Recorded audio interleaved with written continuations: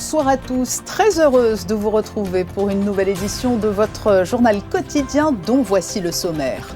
Au lendemain de la rentrée en distanciel des élèves du lycée Albert Ier, une conférence de presse se tenait aujourd'hui pour dessiner les contours de cette reprise et les modalités logistiques des prochaines semaines.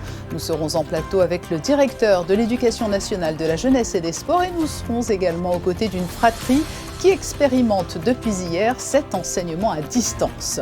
L'agence monégasque de sécurité numérique fête ses 10 ans, l'occasion de faire le point sur ses missions et les enjeux auxquels est confrontée cette entité.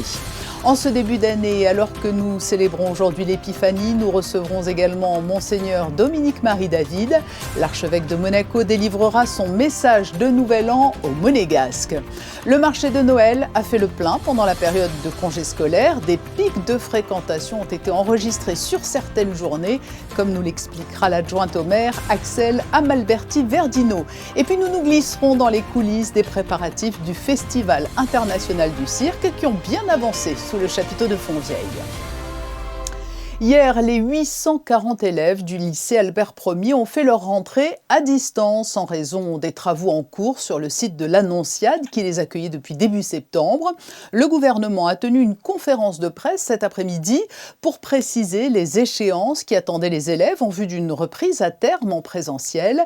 Avant de retrouver le directeur de la DENJS en plateau avec nous, je vous propose d'écouter le ministre de l'Intérieur. Lionel Beffre est au micro de Fabien Bonilla. Les priorités, c'était d'abord reprendre les cours très vite, même si c'est en distanciel. Donc c'est fait dès hier après-midi. Deuxièmement, c'est faire en sorte que cette période de distanciel dure le moins possible. C'est pour ça que nous aurons une date au 26 janvier pour la reprise totale, mais d'ici là, nous allons faire en sorte qu'il y ait des cours qui puissent se faire en présentiel. Et puis, troisième chose, c'était que ça perturbe le moins la vie des élèves.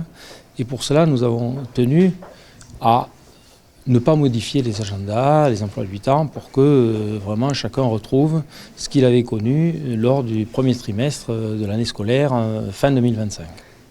Et pour comprendre très concrètement comment vont s'organiser les prochains jours et prochaines semaines des élèves du lycée Albert Ier, nous recevons en plateau Jean-Philippe Vinci, le directeur de l'Éducation nationale de la jeunesse et des sports. Jean-Philippe Vinci, bonsoir. Bonsoir. Merci de nous avoir rejoints en plateau pour dessiner ensemble les contours de la logistique des élèves du lycée Albert Ier pour les prochaines semaines. Alors, premier enseignement, on l'a entendu avec Lionel Beffre, l'Annonciade, ce n'est pas tout à fait fini pour les élèves du lycée, mais il n'y aura plus de cours sur place. Alors, le site de l'ancien collège qui accueillait le lycée Albert Ier, ce site-là est terminé parce qu'il va y avoir d'importants travaux de soutènement. Il va être annoncé très rapidement, ça va dépendre des mesures, mais l'autre côté du bâtiment, en face, où il y a un gymnase et une piscine, probablement vont pouvoir être réinvestis. Ce qui a prévalu dans les réflexions, c'était de pouvoir limiter très rapidement au maximum l'enseignement à distance ? Alors, d'abord, on s'est retrouvé avec, en gros, 950 personnes à reloger. Et le gouvernement a acté très vite un certain nombre de principes qu'on a partagés, à savoir un distanciel pas trop long, des sites pas trop éloignés, parce qu'il ne faut pas, pour des problèmes de sécurité et de déplacement, et un maintien, en gros, des emplois du temps des élèves et des professeurs. Donc ça, c'est les grands principes qui ont permis la décision. Et donc, il y aura plusieurs phases sur les semaines à venir. Est-ce qu'on peut les décrire ? Alors, pour la majorité des élèves au lycée, les 2 premières semaines se feront en distanciel, avec quelques petits aménagements, déjà dès cette semaine. Donc, c'est du distanciel classique. Donc, en distanciel, dès hier, les élèves ont repris les cours. C'était important de leur reparler, de les rassurer, de leur expliquer aussi ce qu'il allait se passer, avoir la bonne information. Donc du distanciel, sauf pour les cours de PS. Il est important qu'ils puissent sortir, pas rester toute la journée devant l'écran. On a aussi mis en place dès aujourd'hui un lieu d'accueil pour les élèves au collège Charles III, pour les élèves qui seraient éloignés, qui n'auraient pas de bonne connexion, qui se sentiraient isolés. Et ce qu'on a voulu faire aussi immédiatement, c'est qu'ils retrouvent l'écosystème scolaire. Donc j'aime à dire qu'un établissement, ce n'est pas simplement des salles de classe, et tout un écosystème. Il y a des psychologues, il y a un conseiller d'orientation, il y a une infirmière, et tout ça participe à la vie de l'établissement. Et c'est très important qu'ils le retrouvent très vite. Donc dès aujourd'hui, ils peuvent contacter qui ils doivent contacter. Et ensuite, peu à peu, une finalisation hybride jusqu'à un retour au présentiel espéré vers le 26 janvier, c'est cela? Alors, c'est ça, les 2 premières semaines donc en distanciel, le temps qu'on s'organise avec les aménagements dont je viens de parler, et petit à petit ce qu'on appelle une hybridation, c'est-à-dire on va prioriser certains cours puisque certaines classes sont en contrôle continu, donc il y a besoin de notes. Donc les notes, il faut venir les faire en cours, donc là on a des espaces, les professeurs pourront réserver des espaces. On a besoin aussi de laboratoires. Il est difficile de faire de la chimie à la maison, enfin, c'est préférable de ne pas en faire. Donc pour la chimie, par exemple, le PS, je viens d'en parler, il y a d'autres cours, surtout les classes à examen. On va essayer le plus rapidement possible d'arriver à du présentiel. L'objectif, comme vous l'avez dit, a été annoncé par le ministre d'État, c'est un retour au présentiel, je dirais, maximal autour du 26 janvier. Alors ce que les parents attendaient notamment, c'était de savoir quel serait le choix final pour le retour au présentiel. Vous évoquez ce même lieu, ou tout du moins un lieu concentré. Tout va se passer notamment pour les élèves autour du collège Charles III? Alors oui, c'est ça. On a d'abord on a récupéré une partie des anciens locaux de l'ISM, donc avenue de la Quarantaine. Les travaux publics ont fait un travail remarquable pendant les vacances. C'est réhabilité, ça sera livré donc pour le 12. Et dans cet espace, on mettra des élèves qui sont actuellement au lycée Régnier 3, qui ont des cours à de longue durée, par exemple 3 heures ou 4 heures de cours, donc qui n'ont pas ce problème de distance. Et je pense notamment à l'enseignement supérieur, ceux qui sont en BTS ou en DCG, voilà, les plus grands, on les mettra là, ce qui nous permet de récupérer des salles. Et donc ça se fera en fait tout le long de la promenade Honoré II. Il y aura évidemment le lycée Régnier 3, notamment pour les classes techniques, parce que là aussi il y a du matériel, et donc on est accueilli par le chef d'établissement. Au collège, on a aussi quelques classes qu'on a pu récupérer des créneaux. Et derrière le collège, donc le gouvernement a acté la construction de 2 piles de bâtiments modulables faits sur mesure. Hein, je le redis, c'est des salles de classe qui sont pensées pour ça, avec le volume, la sécurité nécessaire. Ils sont à 20 mètres du collège. Alors ce n'est pas le plus bel endroit, je le reconnais, mais ça sera extrêmement fonctionnel, probablement climatisé en plus. Donc juste à côté du collège, ce qui limite les déplacements, ce qui est mieux pour la sécurité et qui nous permet de retrouver, j'allais dire, un environnement quasi normal. Vous comprenez tout de même alors l'inquiétude de la part des syndicats d'enseignants? Alors oui, parce qu'il y a une expérience Covid qui a été difficile. Donc je comprends que faire cours devant un écran, c'est pas faire cours devant un élève. J'ai même goûté à la chose moi-même. Donc je sais que c'est compliqué. C'est pour une durée qui est relativement courte. On n'a pas les mêmes exigences, notamment du fait que justement, ce n'est pas une configuration Covid. On peut venir en classe faire des contrôles. On peut se rassembler. Il y aura des cours. Les élèves ont des lieux de rassemblement. Ils pourront se rencontrer. Donc ça réactive, j'allais dire, de vieux traumatismes. Je crois que c'est pour un délai relativement court. Les enseignants sont les champions d'adaptation. Donc je suis sûr qu'ils feront au mieux. Les élèves vont suivre. On n'a pas les mêmes exigences, on ne demande pas un cours académique parfait, on demande que les élèves tiennent le coup, ne se perdent pas en cours de route, et je suis sûr que le travail sera fait. Pour les élèves de terminale, il y a une échéance importante, c'est le bac. Ce baccalauréat 2026, il se passera au lycée Albert Ier? Alors c'est ce qui a été annoncé par le ministre d'État, une très bonne nouvelle, les travaux avancent vite et bien. Et donc les élèves de terminale devraient passer le bac au lycée Albert Ier rénové, c'est-à-dire dans d'excellentes conditions. Un dernier message peut-être avant de conclure cet entretien, un message aux parents, aux élèves? Alors, aux élèves, connectez-vous tous les jours sur Pronote, parce que c'est Pronote qui est vraiment le canal privilégié.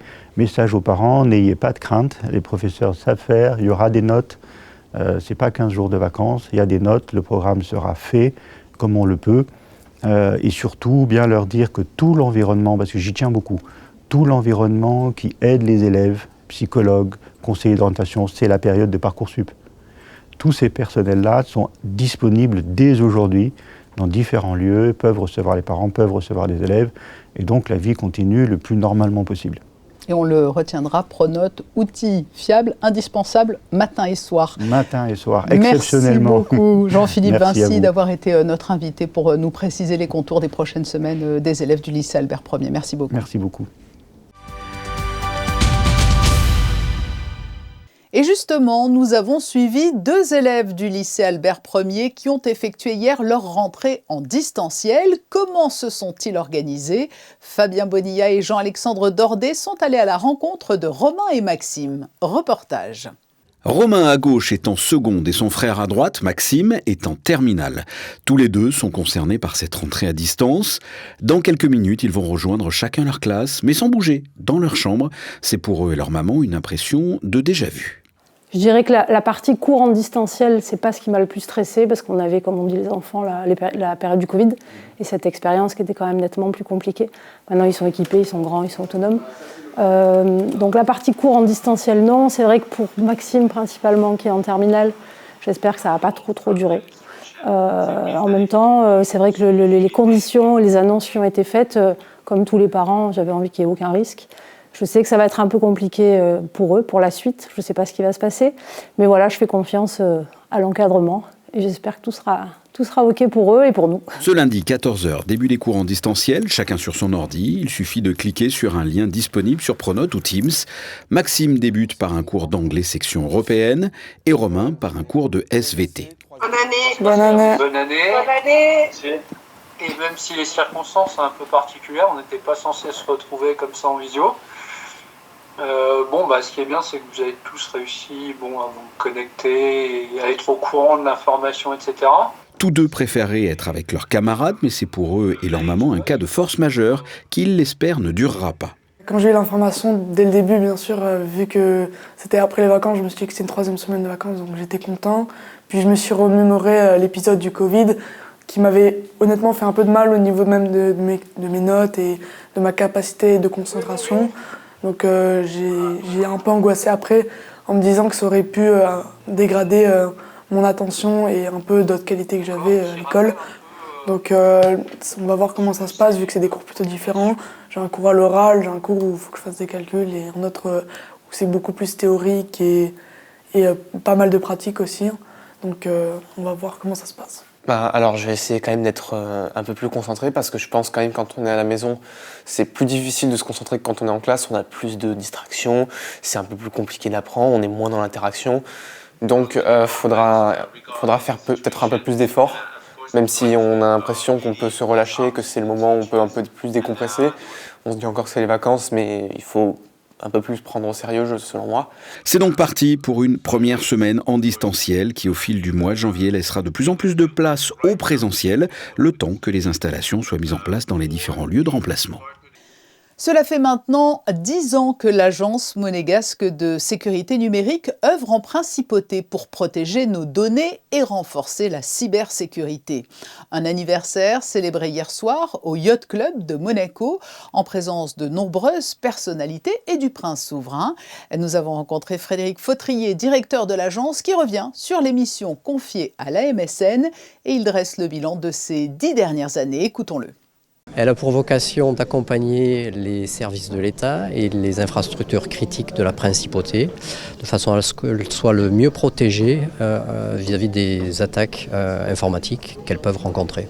On en parle peu dans la presse, mais effectivement, les services de l'État comme les infrastructures critiques de la principauté sont soumis régulièrement à des attaques qu'on arrive jusqu'à présent à juguler. Pour protéger au mieux tous ces systèmes, il y a d'abord un cadre à mettre en place, on ne peut pas faire n'importe quoi. Donc il y a eu un gros travail législatif et réglementaire pour encadrer les missions et les travaux de la MSN et des infrastructures critiques. Et à partir de ce moment-là, on fait le nécessaire avec eux pour renforcer leur infrastructure, leur système d'information, de façon à minimiser le risque. On ne chiffre pas vraiment, on n'a pas de bilan sur les 10 dernières années, si ce n'est, je dirais, une montée en compétences de tout l'écosystème numérique de la principauté. Je pense qu'il faut en être conscient, on partait de loin en 2016, on arrive aujourd'hui, les résultats le montrent indirectement puisqu'on a peu de victimes, donc on peut supposer qu'on a fait du bon travail pendant ces 10 dernières années. Frédéric Fautrier, directeur de l'Agence monégasque de sécurité numérique, était interviewé par Christine Datomel et Lionel Bernardi.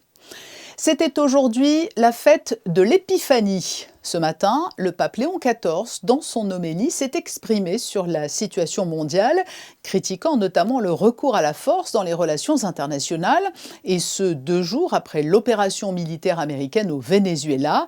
L'épiphanie qui marque aussi pour nous l'occasion de recevoir l'archevêque de Monaco, Monseigneur Dominique-Marie David, est notre invité aujourd'hui pour adresser le message du diocèse au Monégasque en ce début d'année, mais également dresser le bilan d'une année marquée par le décès du pape François et l'élection de celui qui lui a succédé, le pape Léon XIV. Nous rejoignons Monseigneur Dominique-Marie David sur notre plateau. Monseigneur David, bonsoir. Bonsoir. Merci d'avoir répondu à notre invitation. Merci de votre accueil. En ce début 2026, quel message souhaitez-vous délivrer aux Monégasques ? Alors d'abord, bien sûr, leur offrir tous mes vœux et peut-être en rebondissant sur le thème qui nous a beaucoup occupé l'année dernière avec l'année sainte, le thème de l'espérance. Dire voilà, c'est pas parce que cette année sainte est en train de se terminer que les portes se ferment, que nous n'avons pas fini d'espérer, et peut-être c'est encore ces vœux que j'aimerais redoubler cette année, que nous soyons illuminés par la flamme de l'espérance.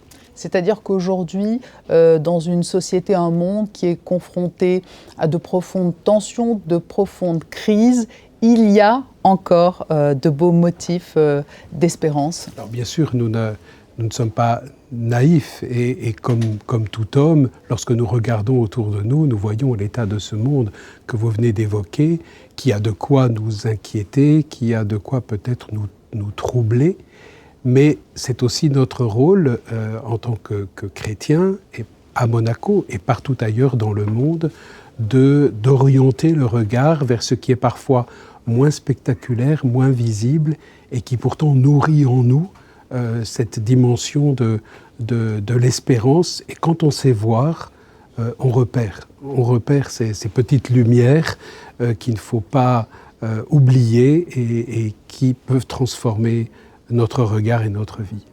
Avant de poursuivre résolument vers 2026, j'aimerais aussi tout d'abord que nous revenions sur l'année 2025.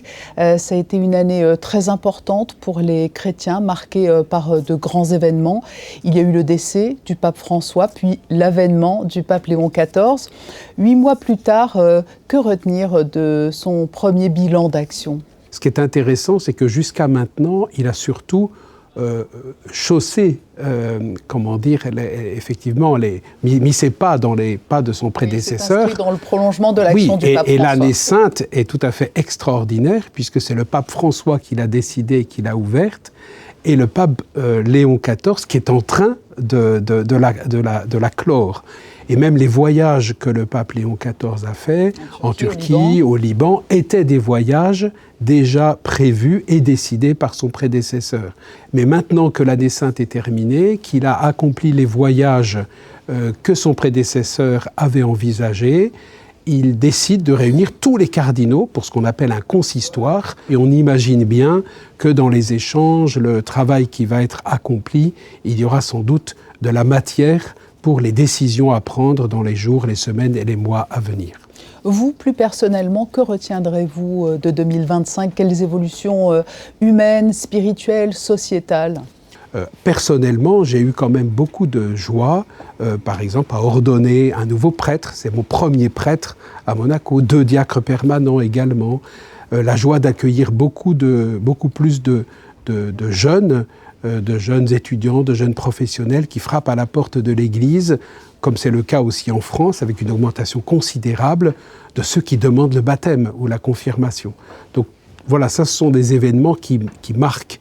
Alors en 2025, il y a également une question sociétale qui a été au cœur des débats au Conseil national et qui a amené une communication de la part du diocèse.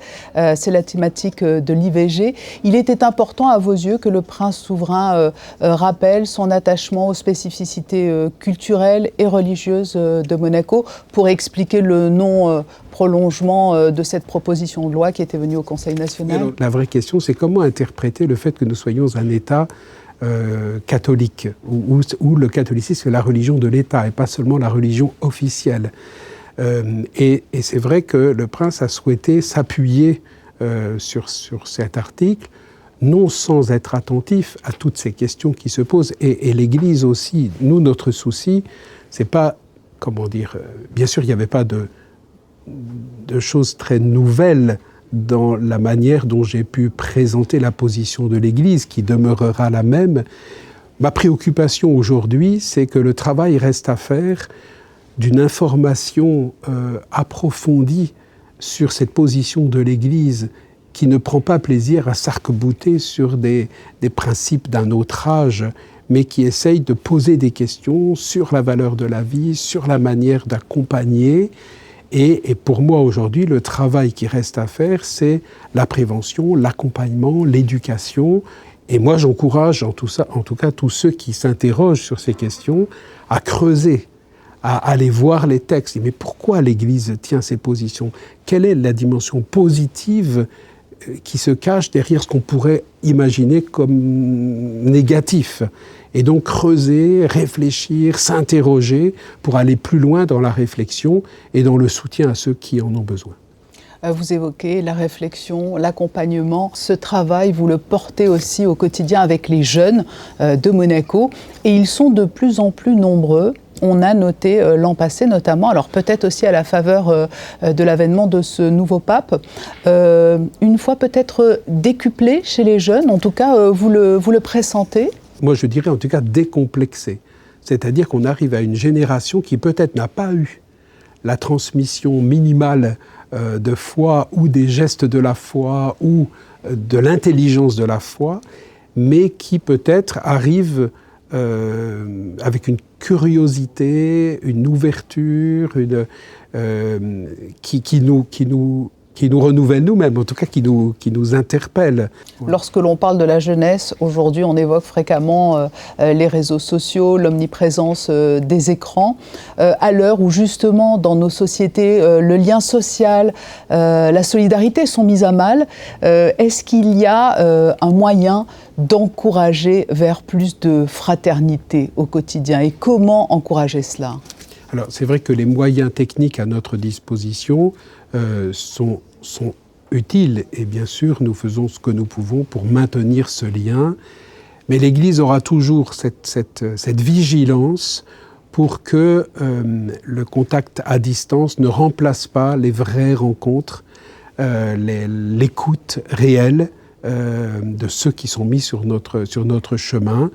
Et à Monaco comme ailleurs, nous souhaitons effectivement nous rencontrer. Pour conclure, quels seront les temps forts de 2026 pour le diocèse ? Alors cela va débuter très rapidement, à la fin du mois de janvier, notamment avec les festivités autour de la Sainte Dévote. De la Sainte Dévote, où nous aurons la grande joie d'accueillir le cardinal Pizzaballa, qui est le patriarche latin de Jérusalem. Et puis nous vivrons bien sûr au rythme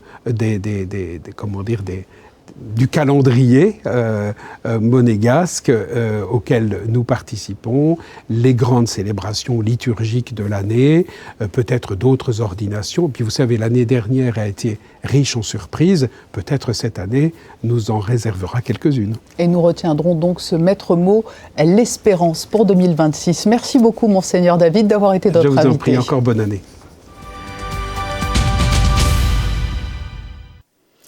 La magie de Noël quitte peu à peu la principauté, à commencer par le marché de Noël dont le démontage a débuté. L'occasion pour nous d'en dresser le bilan alors que l'on a pu constater tout au long des congés une forte affluence sur le port. Reportage d'Alban Gingembre et Camille Caloni. Les vins chauds, les fondus, les crêpes et autres gourmandises du marché de Noël, c'est fini. Il est temps de dire au revoir à ce village enchanté qui a attiré du monde pendant le mois de décembre. On a fait mieux que l'an passé. L'an passé, donc, on a déjà eu beaucoup de monde. Et cette année, on a fait 20 000 personnes de plus. Donc on peut approximativement dire qu'on était à 670 000 visiteurs. Et donc c'est vrai que c'est un chiffre assez important pour un mois. Une fréquentation en hausse qui vient récompenser le travail de la mairie qui offre un marché de Noël différent chaque année. Ce qui est très important, c'est comme donc le village de Noël est monté de suite après le démontage de la foire, c'est d'éviter de faire une fête foraine bis et par conséquent de prendre des prestataires de qualité mais qui jouent également le jeu au niveau de la décoration. D'autres facteurs contribuent au succès du marché de Noël, comme le montrent ces témoignages recueillis au plus fort de l'activité. La sécurité et la bienveillance de toute l'organisation aussi, c'est agréable. L'ambiance à Monaco est toujours très bien, le marché de Noël change chaque année. Et ça, c'est vraiment agréable d'avoir un nouveau marché de Noël chaque année, une nouvelle décoration. Les commerçants sont très agréables aussi. Aujourd'hui, l'heure est au démontage. Il faudra compter une dizaine de jours pour désinstaller les 50 chalets. Est ensuite prévue la désinstallation des illuminations de la ville par les agents de la mairie. Ce sera le premier gros événement du mois de janvier. Le Festival international du cirque de Monte-Carlo débutera le 16 janvier. Mais en coulisses, on s'affaire déjà pour installer le matériel technique nécessaire au bon déroulement de ces prestigieux numéros. Alexandra Pani et Lionel Bernardi se sont rendus cet après-midi sous le chapiteau de Fontvieille à la rencontre des techniciens qui sont à pied d'œuvre. 260 artistes et une vingtaine de nationalités fouleront la piste aux étoiles pour cette 48e édition. Mais pour l'heure, nous en sommes qu'aux préparatifs techniques de ce festival à la renommée internationale. Une étape de la plus haute importance. Année après année, les numéros proposent des performances toujours plus époustouflantes et nécessitent donc une grande expertise dans la préparation. Oui, il y a des demandes spécifiques qui arrivent maintenant alors qu'on ne les avait pas avant. Notamment tout ce qui est les écouteurs intra-auriculaires pour qu'ils puissent bien s'entendre au milieu du plateau, voilà, des choses comme ça. Et puis de plus en plus de microphonie sans fil, voilà, pour mettre ça dans les jolis haut-parleurs que Michel Ferron installe. En termes de son, on a 3 jours de montage. La spécificité particulière, c'est en termes de diffusion, le fait qu'on est sur une rotonde. Voilà, je crois que la première chose la plus difficile, c'est ça en fait. C'est la maîtrise de la rotonde.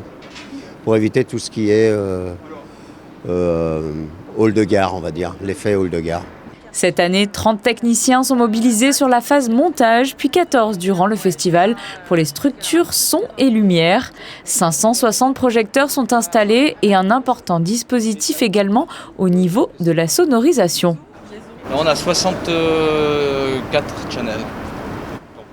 À partir de vendredi, les réglages in situ avec les artistes débuteront avant les premières répétitions dimanche. Moi je m'occupe de la régie retour, donc c'est tout ce qui va se passer en fait au niveau des musiciens, des artistes en fait, à qui je donnais du son, les musiques, les voix, tout en fait sur la piste, pour l'orchestre en haut, dans les ears de ceux qui vont avoir des ear monitors. Donc voilà, en gros, je m'occupe de chouchouter toute la partie artistique en fait. Il y a des attentions particulières à avoir, notamment on va dire s'il y a des animaux, par exemple de ne pas faire peur aux animaux. Donc il y a des choses sur lesquelles il faut rester très vigilant, très attentif. C'est du spectacle vivant aussi, donc en fait on a des personnes en fait qui vont être amenées à se déplacer, passer devant des retours, des choses comme ça, avec des micros très sensibles. Donc là pareil, il faut rester vigilant pour éviter d'avoir des larcènes et ces petites choses désagréables qu'on ne veut pas. Faire attention aux moindres détails. Vous pourrez noter également une évolution à l'extérieur du chapiteau avec une mise en lumière dans des tonalités plus pastel de la structure. Et pour la ménagerie, les premiers animaux arriveront dans les prochains jours avec une ouverture au public prévue pour le 8 janvier dans l'après-midi.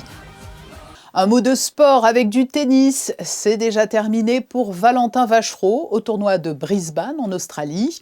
Le Monégasque a été battu dès le premier tour par l'Américain Sebastian Corda en 2-7, 7-6, 6-3.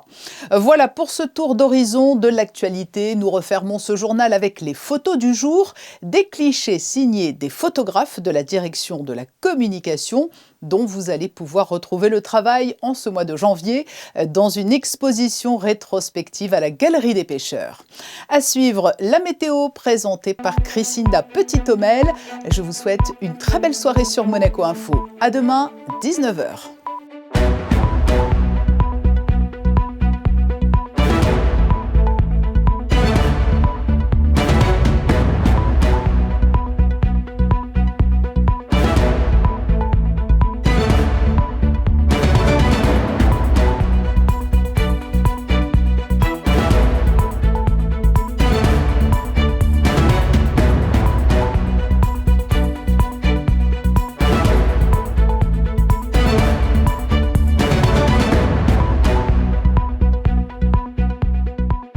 Retrouvez la météo avec Suisse Courtage, le spécialiste de l'assurance à Monaco depuis plus de 35 ans. Notre expertise à votre service. Bonsoir à tous. Demain, mercredi 7 janvier, le temps restera agréable sur la Principauté. Le soleil dominera largement avec des températures comprises entre 4 et 10 degrés. Côté mer, les conditions seront calmes et plutôt favorables. À noter que les ressources en eau de Monaco couvrent entre 25 et 50% de la consommation locale. Les bons gestes et les économies d'eau restent donc fortement encouragés. Enfin, demain, nous fêterons les Raymond. Le prénom Raymond vient du germanique et signifie protecteur avisé. Saint Raymond du Pénaphore était connu pour sa grande sagesse et sa capacité à résoudre des situations complexes, un prénom donc associé à la prudence et à la réflexion. C'était la météo avec Suisse Courtage, le spécialiste de l'assurance à Monaco depuis plus de 35 ans. Notre expertise à votre service.